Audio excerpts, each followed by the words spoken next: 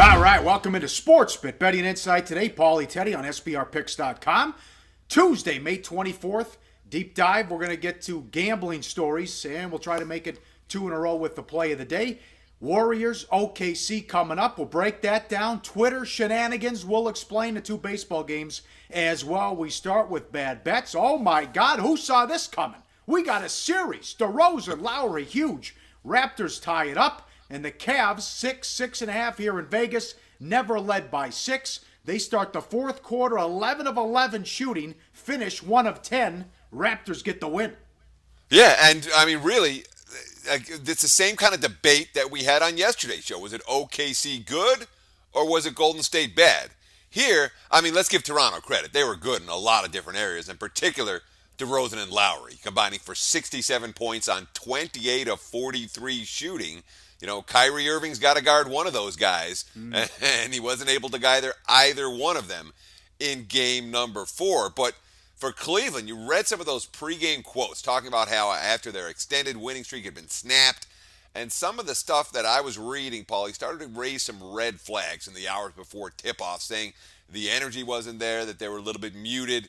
That's not what you expect for Cleveland. Obviously, came out flat, and when you're laying 6.5, and you never lead by 6, yeah, that's a bad bet. Yep, down 18. They were in trouble in a hurry. Love, 4 of 14. J.R. Smith, 3 of 12. Tristan Thompson, minus 14 for the game. That great. Now, I thought Lou did a bad job. That bench lineup that he's been playing has killed people in the playoffs, and he went away from it in the first half and didn't put him on the floor. He put that great lineup on the floor in the fourth quarter. That's when they made the big run. LeBron joked about it after like it was like Madden. They were running the same play, and they kept scoring. Yeah, I mean, what was it, about 6 or 7 consecutive possessions for Cleveland. In the fourth quarter, they're running the same play, and it's working. But, I mean, Tyronn Lue's going to get beat for what happened at the end of this contest. Now look, at fourth quarter minutes, Tristan Thompson didn't get off the bench. Kevin Love didn't get off the bench. J.R. Smith was barely in the game, and obviously 3 key components for Cleveland throughout this postseason run. But at the same time, I don't know that this was Lue's fault, and I don't know that I want to start pointing fingers at Tyronn Lue, because the lineup they had on the floor was working for most of the fourth quarter, obviously until that late run where the Raptors were able to salt it away. Yeah, Channing Frye needs more minutes. Guy was 20 of 29 from 3 in the playoffs at one point before he missed a couple threes at the end of the game. More bad bets. What are they doing betting the Twins in Nolasco? Roughed up, rocked. Well, I mean, Nolasco's one of these stories, and I like to point it out where the advanced metric stats aren't telling the true story, because the markets, all they do is react to the advanced metric stats. And here's your classic example. Ricky Nolasco, okay, has had his ERA has been higher than his fielding independent pitching every year since 2008. Every single season. So clearly, for this particular pitcher, the xFIP stat isn't a good one. The fielding independent pitching stat it doesn't accurately measure his ability. And yet, when Ricky Nolasco goes onto the mound, you see it time and time again, the markets move towards him. They say, oh, regression. Look, the numbers show he's going to get there. They don't show he's going to get there. His ERA, again, every single year since 2008, that's not an anomaly. That's not static. That's something that's meaningful. So you have 100 lost teams. Look, Minnesota's the worst team in the American League. They're going to be a 100 lost team. Can't make money with 100 lost teams in MLB. Yeah. You have a pitcher who you can't make money with, and the markets are going nuts betting Nolasco. So Royals open minus 130. They were bet down to minus 120. Nolasco couldn't make it out of the third. And the Kansas City backers cashed a pretty easy ticket there. Bad bet on Minnesota. One more. We touched on this yesterday. Cologne with a nice effort. The Mets on the road beat the Nationals, and they roughed up Gonzalez. Yeah, I mean, Gio really just had one bad inning. And if you look at the course of his career, that's kind of been the problem for Gio. When he gets lit up, it's just one inning that gets away from it. Here was the third inning against the Mets. 6 straight hitters got on base. 5 of them came across home plate.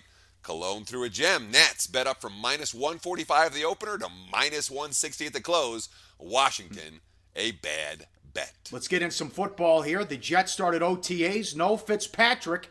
And they're offering about $8 million a year, which is ridiculous because you see Bradford making 17.5. Osweiler got $18 million per year. Now they're talking up Bryce Petty with the Jets. This is ridiculous.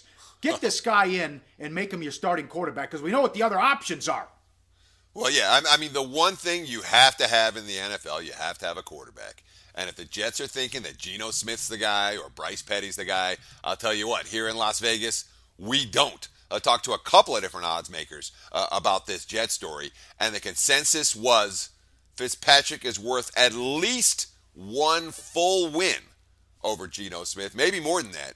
And Petty, I think he would be worth 1.5, 2 in that range for the Jets. But when you talk about an organization that has to send a message to their players, when you produce for us, you're going to get paid.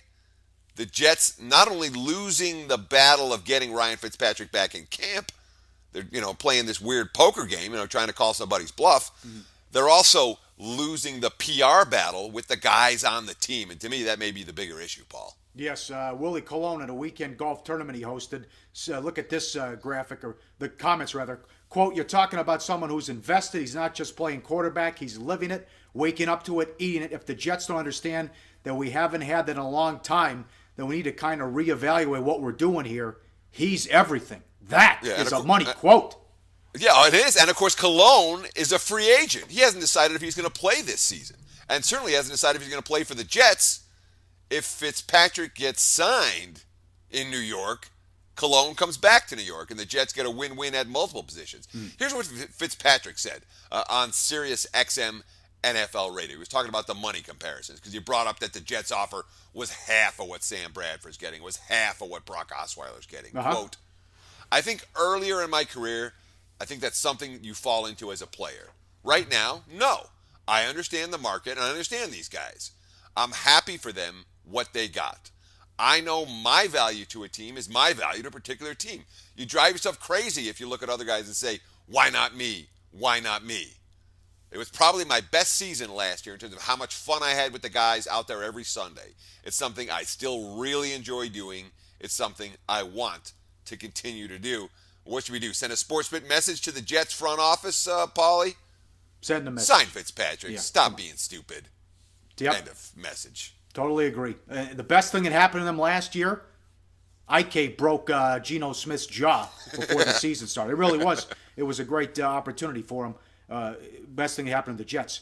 Up next, big game breakdown. We start with huge game 4 with the Warriors and the Thunder, plus Twitter shenanigans. We'll explain on SportsBit. Betting Insight today on SBRPicks.com. Go to SBROdds.com. Browse, compare, and shop live odds available at top online sportsbooks. Time for big game breakdown. As always, live odds. Go to sportsbookreview.com. Warriors 222 the total on the road against OKC. They trailed the series 2-1. Let's start with the Twitter shenanigans, where a couple outfits got fooled by a fake SportsCenter Twitter account at 3:23 Pacific. It came down, Draymond Green suspended. Whoops. The correct information wasn't released till what? 40 minutes later, Teddy? Oh, yeah. I mean, it was a crazy little period from between about 3:20 p.m. Pacific and just after 4 p.m.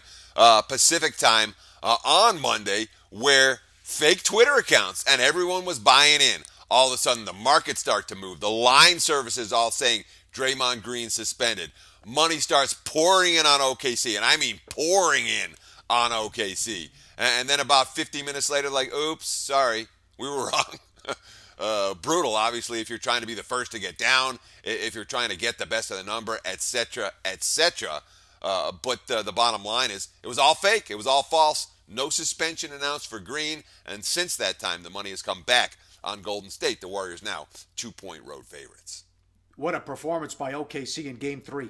117-80 after 3 quarters. Back to the battle of the boards. They out-rebounded Golden State 52-38. And we'll get to curse adjustments in a second. But how about Durant and what Donovan was able to do, where Donovan went small and it worked out?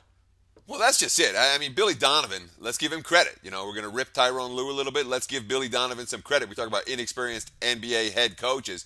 Donovan's made good adjustments throughout the postseason. And look, I mean, the OKC, they were frustrated. They were rushed with the ball in game number 2. And frankly, they were out of gas.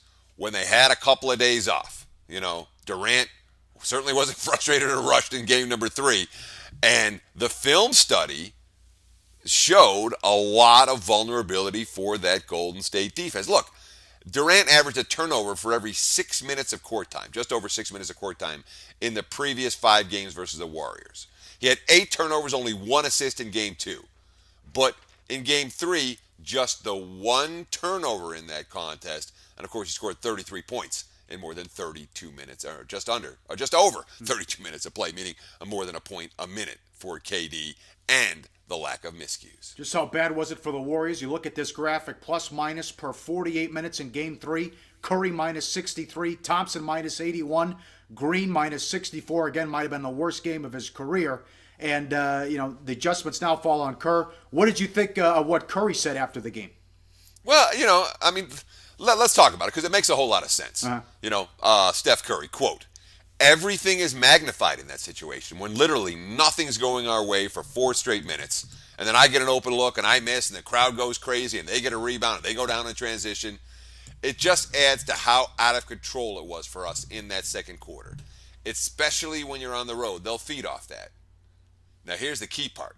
It won't affect us tomorrow. We're going to be ourselves, execute what we need to do, and hopefully we'll make those shots tomorrow." Obviously shots they missed in game number 3. It's worth noting, Pauly, Golden State, they were down 2-1 on the road in a series twice last year on their way to the title. Yep. They won Game 4 in both of those contests, and they beat the spread by double digits, by 17 and 13.5 points in those 2 road victories in Game 4 situations, facing this exact same situation that they're going to face right here on Tuesday night. Like when they wanted to kill Hyman Roth in the airport of Godfather 2. Difficult, not impossible. The 2013 Heat lost the playoff game by 36 points. The 2000 Lakers lost by 29 and 32 points in the playoffs. The 92 Bulls lost by 26 games in the playoffs. All of those teams won the NBA title. So if you're going to get carried away, oh my God, they got blown out, they can't do it. They can do it. And you mentioned what happened the last time they were down 2-1. So history on their side, where teams getting blown out and still going on to win the title. The Mets and the Nationals, game number 2 here. It's Strasburg against Harvey. Nationals $1.67 the total. Last week on Sports, but we told you how bad Harvey was and all the problems he has. Now he's got bigger issues. If you look at this graphic, batters faced last week, 19. Allowed 9 runs, 6 earned, and 8 hits. He is now 3-6 with a 5.77 ERA and 9 starts, Teddy. He couldn't blame all that on bad defense.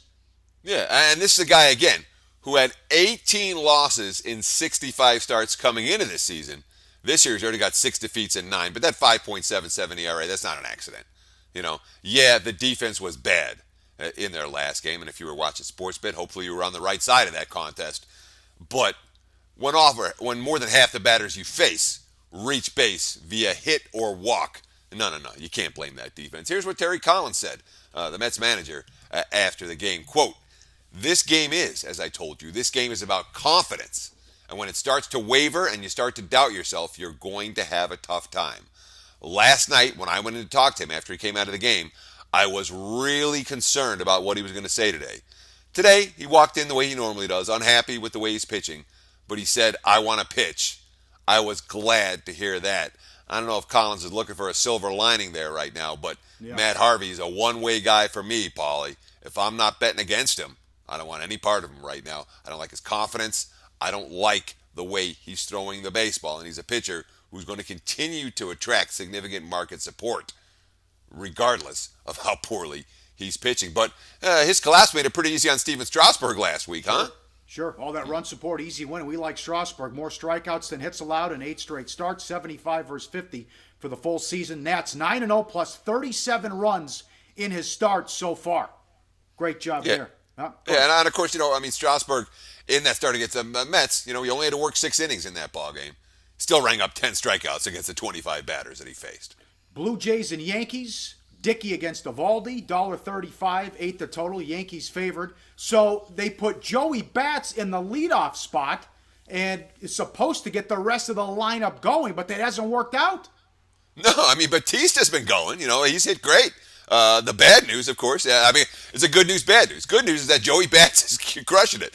He hit leadoff in all 4 games in Minnesota.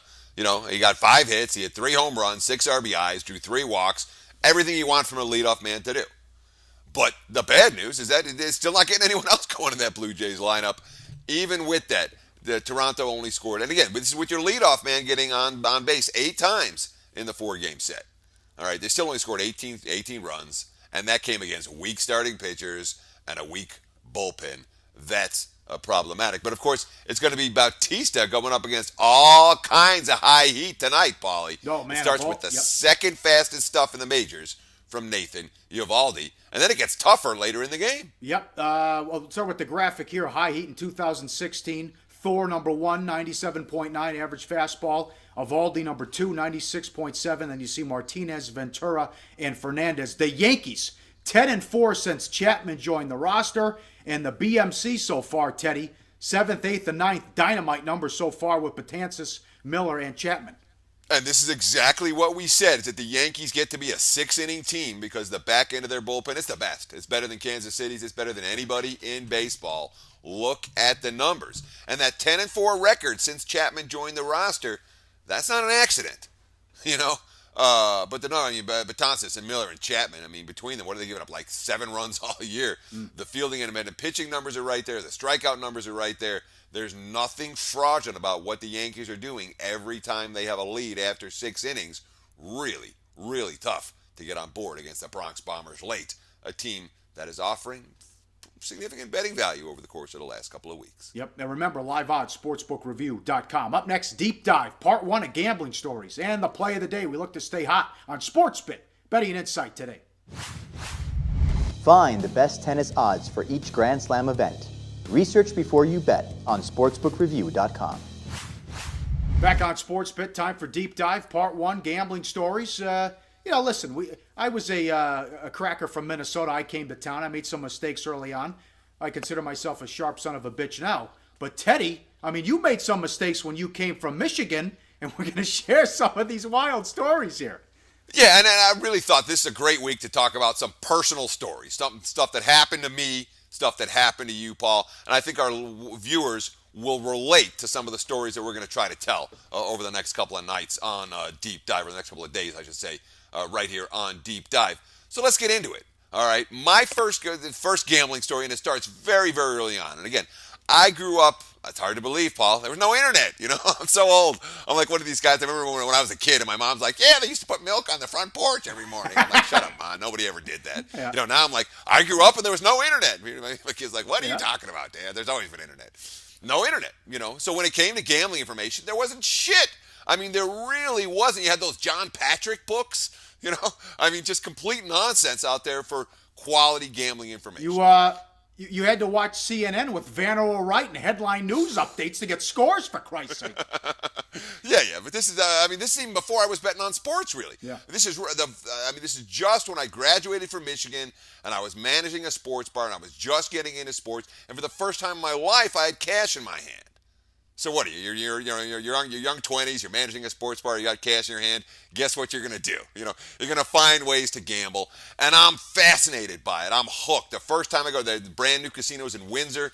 A little bit more than an hour from Ann Arbor. Boom. We go there after work sometimes at 3, 4 in the morning, and the game of choice for me initially is roulette.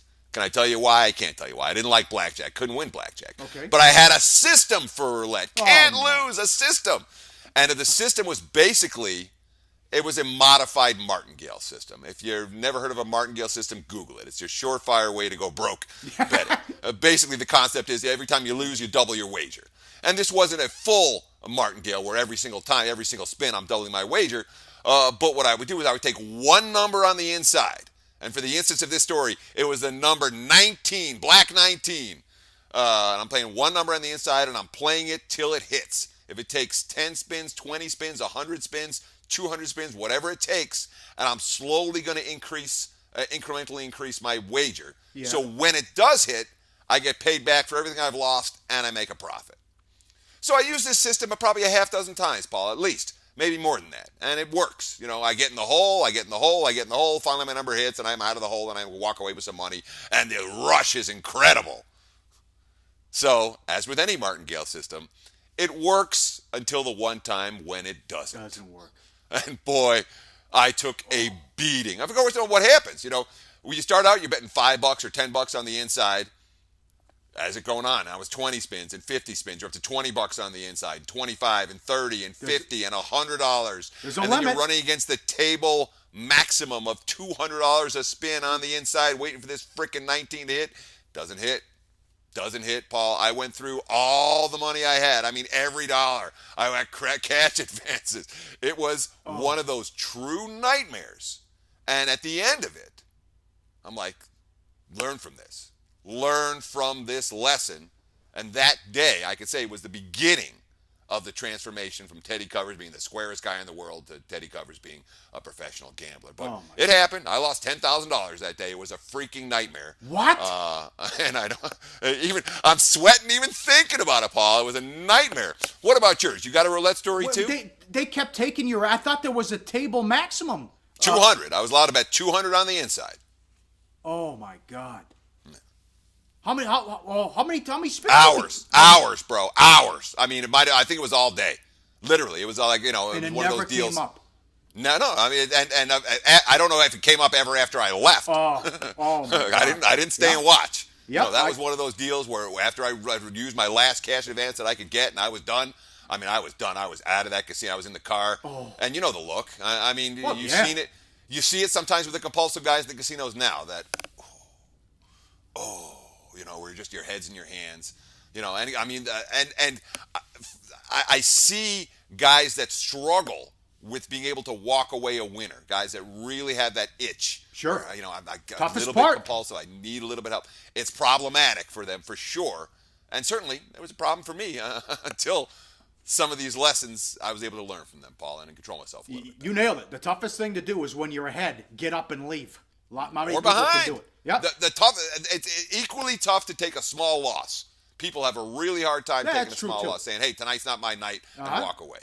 I moved here in 2000. In the year 2000, and I was at a casino. I'd been there for a month, and I see, oh wow, Reds hit like 17 times in a row. Oh, Black's got to come in, no problem. ATM once. No, Pauly, you tell me you weren't betting against the streak. ATM At least twice. ride the streak. At least go with it. ATM. Oh, but what happened? Hey, yeah, no kidding. You go with the streak, not against it. I know. But I didn't know that at the time. I just moved there. I've been here for a month. I had some hick from Minnesota at the time. I didn't know what was going on. 1 trip, 2 trips, 3 trips to the ATM. Comes back. Red. And even the sucker spins it a couple times while I'm going back to the ATM, and it's up to like 24 in a row. I can't get any more money out. That's it. And never again. I said, never. What am I doing? It's like 24 times in a row. Red came up, and that was it for me. Oh, it's got to come Black. It's got to. Never. Always bet on the streak. Don't bet against it. Beautiful, good story, and we'll do more of these. I think throughout the course of the week. I've got a good one about Charles Barkley coming up later in the week. We'll do some celebrity watching, hanging out with Barkley at the high roller room at the MGM with my celebrity friends. Good times. Ooh, well, looking forward to that. All right, Money time. Play of the day, betting number 952. You know where we're going, but it's our first run line play here. Nationals plus $1.40. The Nationals are 6-3, covering the run line, and Strasburg starts, and the Mets continue to lose by margin. They are 9 of their 11 losses by more than a run. We ran it all down with Harvey. We had this exact same winner last week in this matchup. We'll go Strasburg again, this time plus money. The play of the day, Nats on the run line. Excellent good job. Stuff. Huh? Excellent I said job. Good stuff. Yes, you got it. We're back tomorrow on SportsBit. Betting Insight today.